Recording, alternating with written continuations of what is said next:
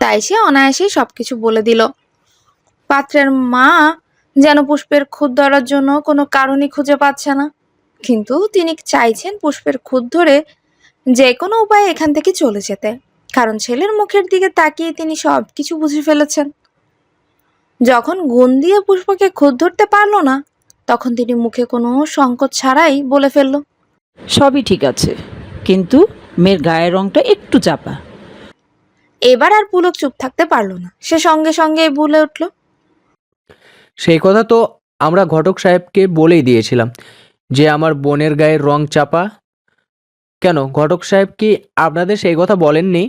পুলকের কথায় সবাই থতমত খেলো। ছেলের বাবা সঙ্গে সঙ্গে বলে উঠল, হ্যাঁ, ঘটক তো আমাদের সব কিছু বলেছে, আর মেয়ে কালো জেনেও আমরা মেয়েকে দেখতে এসেছি।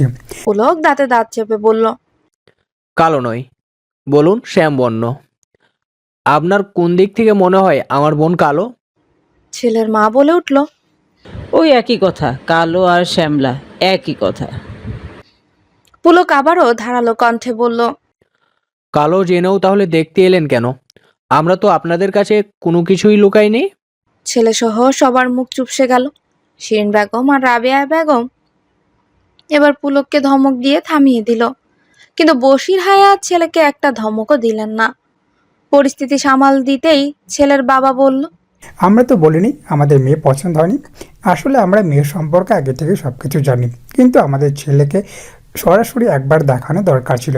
এখন আমাদের ছেলে যদি পছন্দ হয় তাহলে আমরা তো এই বিয়েতে রাজি আছি। এই কথা বলেই ছেলের বাবা খিক করে হেসে উঠলেন। ছেলের বাবার এই হাসি পুলকের কাছে বিষের মতো লাগছে। পুষ্প চুপ করে বসে আছে, সে যেন জানতই ঠিক এমনটাই হবে। সেই সময় ঘটক বলে উঠল, ছেলে মেয়েকে একটু আলাদা করে কথা বলা দেওয়ার দরকার। আলাদা করে কথা বললে ছেলে মেয়েকে পছন্দ হয়েছে কি না সেটা সে সহজেই বুঝতে পারবে। কি আশ্চর্য, বিয়ে হবে দুজনের, কিন্তু শুধু একজনের পছন্দ সম্পর্কে গুরুত্ব দেওয়া হচ্ছে।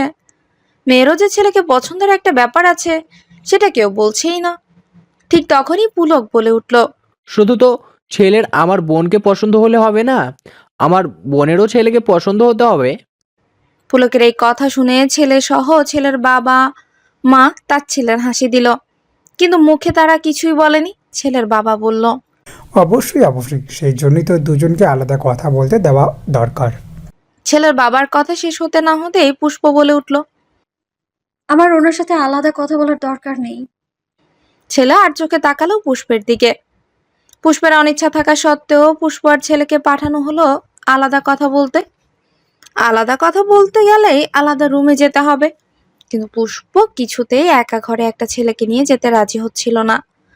তার উপর তার যদি ছেলেকে পছন্দ হতো তাও কথা ছিল, কিন্তু তার মোটেও ছেলেটাকে পছন্দ হয়নি, কারণ ছেলের মুখ দেখেই পুষ্প বুঝতে পেরে গেছে এই ছেলে সাদা চামড়ার পূজারি, তার জন্য এই ছেলে নয়। বোনের মুখ দেখে পুলক কিছু বুঝতে পেরে বোন আর ছেলেকে নিয়ে ছাদে চলে গেল। তারা ছাদে ঢুকতেই মালা পেছনে ফিরে তাকিয়ে দেখে পুষ্প, পুলক আর তাদের সাথে একটা ছেলে দাঁড়িয়ে আছে। পুলক সঙ্গে সঙ্গে বলে উঠল, মালা আপু, তুমি এখানে? মালা ছাদে এসে লুকিয়েছিল, কিন্তু পুষ্প আর ছেলে ছাদে এসে হাজির হবে সেটাই মালার বোধগম্য হয়নি। মালা এক দৌড়ে ছাদ থেকে নেমে গেল। ওইদিকে ছেলে এক দৃষ্টিতে মালার দিকে তাকিয়েছিল। মালাকে দেখে ছেলে আলমনেই বলে উঠল, ওয়াও, এত সুন্দর মেয়ে। ছেলের মুখে কথা শুনে পুষ্প তাচ্ছিলেন হাসি দিল। মালা বিছানার এক পাশে বসে ফুপিয়ে ফুপিয়ে কাঁদছে। পুষ্প বিছানার অন্য পাশে চুপ করে বসে আছে, চোখে মুখে রাগ স্পষ্ট। রাগে উজ্জ্বল শ্যামবর্ণ মুখটা লাল বর্ণ ধারণ করেছে। দাঁতে দাঁত চেপে নিজের রাগ নিয়ন্ত্রণ করার চেষ্টা করছে। ড্রয়িং রুমে শিরিন বেগম আর রাবেয়া বেগম চিৎকার চেঁচামেচি করে বাড়ি মাথায় তুলে রেখেছে। বশির হায়াত মাথায় হাত দিয়ে সোফায় বসে আছেন। স্ত্রী অনেকভাবে বোঝানোর পরও তার কোনো কথাই কানে তুলছেন না শিরিন বেগম, আর শুনবেও না। তাই তো আর বৃথা চেষ্টা না করে তিনি মাথায় হাত দিয়ে বসে আছে। বিকেলে পাত্রপক্ষ চলে যাওয়ার কিছুক্ষণ পরেই পাত্রপক্ষের ফোন আসে। তারা ফোন করে বলে তাদের পুষ্পকে নয় মালাকে পছন্দ হয়েছে, তাই তারা পুষ্পের সাথে নয় মালার সাথে তাদের ছেলের বিয়ের কথাবার্তা এগোতে চায়। সেই কথা শুনেই শিরিন বেগম চেঁচামেচি করে বাড়ি মাথায় তুলে রেখেছে। তার মা রাবেয়া বেগমও তার সাথে যুক্ত হয়েছে। পুলক মা নানিকে থামানোর চেষ্টা চালিয়েই যাচ্ছে, কিন্তু তাকে উল্টো ধমক দিয়ে শিরিন বেগম বলল, তুই আমাকে থামতে বলছিস পুলক? আমি আর কত থেমে থাকবো? ছোটবেলা থেকে পেলে পুষে বড় করেছি ওই মেয়েকে, নিজের মেয়ের থেকে আলাদা চোখে দেখিনি কখনো। তোদের যা খাইয়েছি ওই মেয়েকেও তাই খাইয়েছি, তোদের যা পড়তে দিয়েছি ওই মেয়েকেও তাই পড়তে দিয়েছি। কিন্তু এবার নিজের চোখের সামনে ওই মেয়ের জন্য, নিজের মেয়ের একের পর এক বিয়ে ভাঙা দেখেও যে আমি চুপ করে থাকতে পারছি না। আমি এতটাও উদার নই। হাত জোর করে বলছি ওই মেয়েকে পাত্রপক্ষের সামনে না আসতে, কিন্তু ওই মেয়ে আমার কথা শুনলই না। নিজের রূপ দেখানোর জন্য পাগল হয়ে আছে। আমি আমি আজ ওর ওই সুন্দর মুখ আগুনে পুড়িয়ে ফেলবো। ওর ওই রূপ নিয়ে খুব দেমাক, তাই না? নষ্ট করে দেবো ওর ওই মুখ। এই কথা বলে শিরিন বেগম এলোমেলো পায়ে পুষ্প আর মালার ঘরে চলে গেল। বশির হায়াত, পুলক সহ সবাই অবাক হয়ে গেছে। শিরিন বেগম ঘরে গিয়ে মালার হাত ধরে তাকে টানতে টানতে এই ঘর থেকে বের করে আনে। পুষ্প কিছুই বলল না, সে শুধু চুপ করে বসে আছে আর দাঁতে দাঁত চেপে নিজের দুহাত কচলাচ্ছে। মালা খুব ভয়ে পেয়ে গেছে, সে যেতে চাইছে না, কিন্তু শিরিন বেগম তার হাত টানতে টানতেই রান্নাঘরে নিয়ে গেল। পুলক মায়ের হাত থেকে মালাকে ছাড়ানোর চেষ্টা করছে, কিন্তু সে কিছুতেই পারছে না। বশির হায়াত এসব দেখে আর চুপ থাকতে পারছেন না, তিনিও রক্তচক্ষু নিয়ে এগিয়ে গেলেন রান্নাঘরে শিরিন বেগমের দিকে। শিরিন বেগম গ্যাসের চুলা জ্বালিয়ে দেওয়া মাত্রই ঠিক সেই সময় রাবেয়া বেগম পুষ্পের ঘর থেকে চিৎকার করে বলে উঠল, শিরিন রে, তাড়াতাড়ি আয়, তোর মেয়ে তার মুখ পুড়িয়ে ফেলেছে। শিরিন বেগমের কানে সেই কথা যেতেই শিরিন বেগম মালার হাত ছেড়ে দিয়ে দৌড়ে পুষ্পের ঘরের দিকে দৌড় দিল। তার পেছন পেছন মালা ও বশির হায়াত সহ সবাই দৌড় দেয়। শিরিন বেগম সহ সবাই পুষ্পের ঘরে গিয়ে দেখে ঘরের মাঝখানে আগুন জ্বলছে। রাবেয়া বেগম আর বুয়া দুজনেই পুষ্পকে জাপটে ধরে রেখেছে, কিন্তু পুষ্প তাদের বাঁধন ছিঁড়ে ঝাঁপিয়ে পড়তে চাইছে আগুনে। পুলক সঙ্গে সঙ্গে টেবিলের উপর জগে থাকা পানি দিয়ে আগুন নিভিয়ে দিল। শিরিন বেগম মালাকে টেনে ঘর থেকে বেরিয়ে যাওয়ার পরপরই পুষ্প তার গায়ের ওড়না খুলে সেই ওড়নাতে আগুন ধরিয়ে দেয়। ঠিক সেই সময় রাবেয়া বেগম আর বুয়া ঘরে ঢুকে দেখে ঘরে আগুন জ্বলছে। পুষ্প সেই আগুনেই নিজের মুখ পুড়িয়ে ফেলার উদ্দেশ্যে আগুনের দিকে এগিয়ে যেতেই রাবেয়া বেগম আর বুয়া পুষ্পকে জাপটে ধরে ফেলে চিৎকার করতে থাকে। শিরিন বেগম মেয়ের এই কাণ্ড দেখে সারা শরীর কাঁপছে তার। ভয়ে জড়সড় হয়ে ঘরের এক কোনায় দাঁড়িয়ে আছেন শিরিন বেগম। মালা মুখে ওড়না চেপে চিৎকার করে কাঁদছে, তারও সারা শরীর কাঁপছে। বশির হায়াত মেয়ের কাছে এগিয়ে গিয়ে মেয়েকে বুকে জড়িয়ে ধরে ডুকরে কেঁদে ফেলল। পুষ্প বাবার বুকে ঝাঁপিয়ে পড়ে চিৎকার করে কাঁদতে কাঁদতে বলল, বাবা, পাত্রপক্ষ আমায় পছন্দ করেনি, সেটা তো আমার দোষ। আমি কালো, দেখতে অসুন্দর, সেটাও আমার দোষ। এতে মালার কি দোষ বলো? মা কেন মালার মুখ পুড়িয়ে ফেলবে? মাকে বলো আমার মুখ পুড়িয়ে ফেলতে। এই কালো মুখ নিয়ে তোমাদের এত জ্বালা যন্ত্রণা, তাই না? এই মুখ পুড়িয়ে ফেলো বাবা, তাতে তোমরাও শান্তি পাবে আর আমিও। মালার মুখ নয় বাবা, আমার মুখ পুড়িয়ে ফেলো। পুষ্প চিৎকার করেই কাঁদছে। না মা, কারো মুখ পোড়াতে হবে না, আর না তোকে আর কখনো পাত্রপক্ষের সামনে বসতে হবে। এতে আমার মেয়ের বিয়ে হলে হোক, না হলে না হবে। আমি আর আমার মেয়েকে কারো কাছে অপমানে হতে দেব না। বশির হায়াত আরেক হাত বাড়িয়ে দেয় মালাকে কাছে ডাকেন। মালাও মামার বুকে ঝাঁপিয়ে পড়ল। পুষ্প মালা দুজনেই বশির হায়াতের বুকে পড়ে কাঁদতে লাগলো। বোনের কষ্ট দেখে পুলকের চোখ দিয়ে অনবরত পানি গড়িয়ে পড়ছে। শিরিন বেগম ফ্লোরে বসেই হাঁটু গেড়ে নুইয়ে ডুকরে ডুকরে কাঁদছে। মাঝরাতে শিরিন বেগম মেয়েদের ঘরে গিয়ে দেখে পুষ্প আর মালা দুজনেই ঘুমিয়ে আছে। এতক্ষণ মেয়েদের সামনে আসতে ভয় হচ্ছিল তার। মেয়ে ঘুমিয়ে পড়ার পর চুপি চুপি মেয়ের কাছে বসে মেয়ের মাথায় হাত বুলিয়ে দিতে দিতে শিরিন বেগম বললেন, ঘুমন্ত মেয়ের হাতে মুখে খুঁটিয়ে খুঁটিয়ে দেখতে লাগলো কোথায় কোনো আগুনে ছ্যাঁকা লেগেছে কিনা। চোখ দিয়ে অনবরত পানি পড়ছে শিরিন বেগমের। মেয়ের মুখের দিকে তাকিয়ে নিজের জীবনের কথাগুলো মনে পড়ে গেল তার। শ্যামলা বলে মানুষের কাছে কম অপমানিত হতে হতো না তাকে। কত শত সম্বন্ধ এসে ফিরে চলে যেত তার গায়ের রঙের জন্য। মেয়ের মতোই মানুষের ধারালো কথা প্রতিনিয়তই শুনতে হতো তাকে। কত শত সম্বন্ধ ভেঙে যাওয়ার পর একদিন হঠাৎ করে একটা সম্বন্ধ ঠিক হয়ে গেল। পাত্রের নাকি তাকে পছন্দ হয়েছে।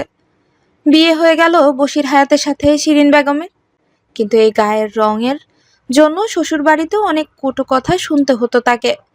কিন্তু এত কিছুর মধ্যেও তার একমাত্র ভরসা ছিল আর শান্তির জায়গা ছিল বশির হায়াত। এই একটা মানুষের মুখে তার কখনো শুনতে হয়নি সে কালো। এই একটা মানুষের জন্যই হয়তো নিজেকে নিজেই সুন্দর বলে মনে হতো শিরিন বেগমের কাছে। তার গায়ের রঙই পেয়েছে তার মেয়ে, কিন্তু দেখতে তার থেকেও ঢের সুন্দরী। কি সুন্দর চোখ, কি সুন্দর ঠোঁট, কি সুন্দর নাক, কত সুন্দর মাথার কেশ।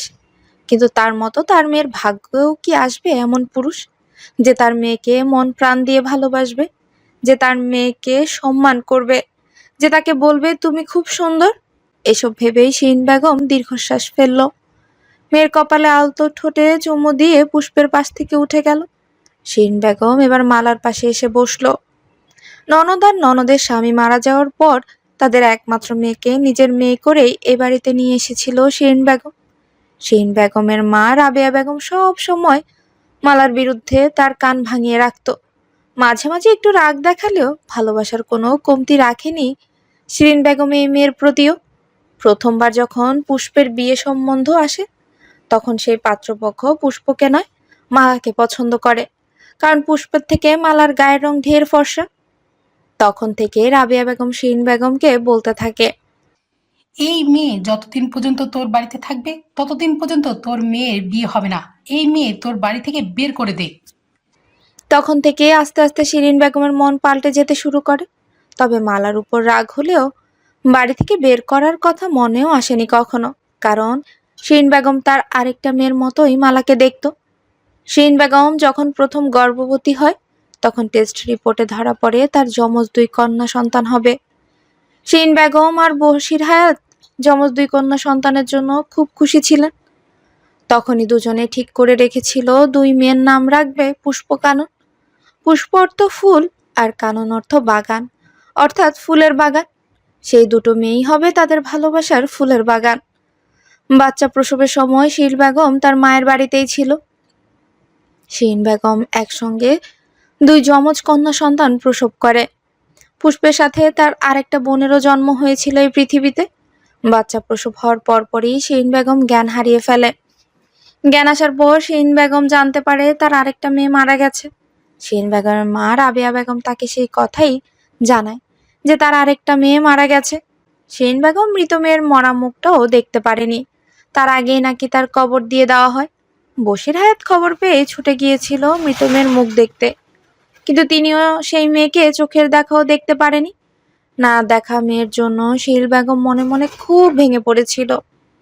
তার 6 মাস পরেই শিরিন বেগমের ননদের ঘরে মালার জন্ম হয়। পুষ্পের সাথে নাম মিলিয়ে রাখা হয়েছিল পুষ্পমালা। শিরিন বেগম মালাকে নিজের আরেকটা মেয়ে কাননের চোখেই দেখত। ছোটবেলা থেকে পুষ্পর মতোই ভালোবাসতো তাকে। মালার বাবা মা মারা যাওয়ার পর বশির হায়াত ছাড়া আর কেউই ছিল না মালার দেখাশোনার জন্য। তাই তো শিরিন বেগম আর বশির হায়াত ভালোবেসে নিজের বাড়িতে নিয়ে আসে। মালার পাশে বসে তার মুখে হাত রেখে শিরিন বেগম চোখের পানি ফেলে মনে মনে বলল, আমাকে ক্ষমা করে দে মা, আমি কখনোই তোর এই সুন্দর মুখ পুরাতে পারতাম না। ওই সময়ই হাত কেঁপে উঠেছিল আমার, কিন্তু তবুও আমি তোর কাছে লজ্জিত। মা তো চোখের সামনে মেয়ের এভাবে অপমান সহ্য করতে পারিনি, রাগ নিয়ন্ত্রণ করতে পারিনি। মনে মনে এসব ভেবে শিরিন বেগম মালার মাথায় হাত বুলিয়ে দিলেন। তারপর আস্তে আস্তে ঘর থেকে বেরিয়ে গেলেন। শিরিন বেগম ঘর থেকে বেরিয়ে 2 কদম এগোতেই মালা এসে তার হাত ধরে ফেলল। শিরিন বেগম পেছনে ফিরে তাকিয়ে দেখে মালা তার হাত ধরে দাঁড়িয়ে আছে। তাহলে কি মালা এতক্ষণ ঘুমায়নি? মালা শিরিন বেগমের 2 হাত ধরে বলল, আমাকে ক্ষমা করে দাও মামিমা, তুমি বিশ্বাস করো আমি ছাদে লুকিয়ে থাকার জন্যই গিয়েছিলাম। আমি বুঝতে পারিনি পুষ্প আর ওই ছেলে ছাদে যাবে। বুঝতে পারলে আমি কখনোই ছাদে যেতাম না। আমাকে তুমি ক্ষমা করে দাও মামিমা। শিরিন বেগম মালাকে বুকে জড়িয়ে কাঁদতে কাঁদতে বলল, তুইও আমাকে ক্ষমা করে দে মা। আমি আজ তোর সাথে কত বড় অন্যায় করতে যাচ্ছিলাম। রাগে আমি নিজের প্রতি নিয়ন্ত্রণ হারিয়ে ফেলেছিলাম। আমি জানি তুমি কখনোই এই অন্যায় করতে পারতে না, কারণ তুমি আমাকেও খুব ভালোবাসো।